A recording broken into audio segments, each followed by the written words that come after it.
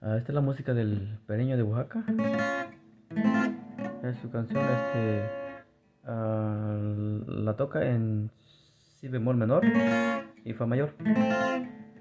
Tiene una tercera que es fa sostenido menor, si bemol menor y fa mayor.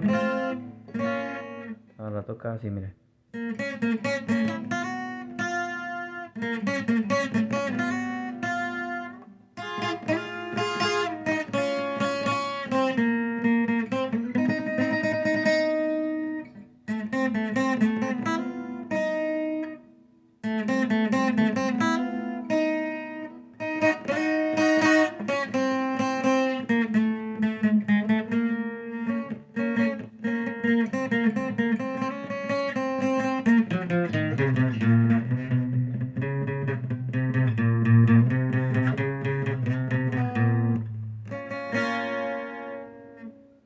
Esa es el tutorial, así como lo toca.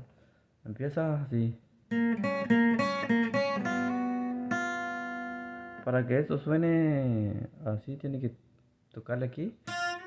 Y antes de que termine el sonido, le da aquí para que suene. Así, mire.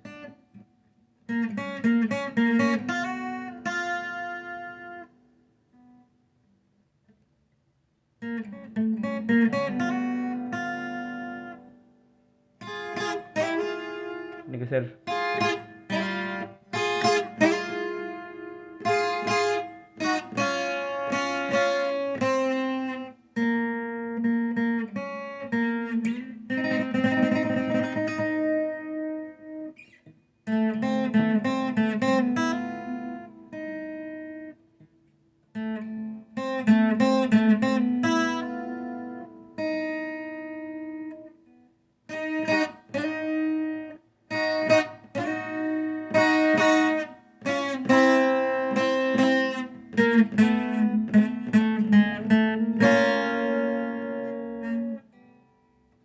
Así. Al último adorno que le metes esta.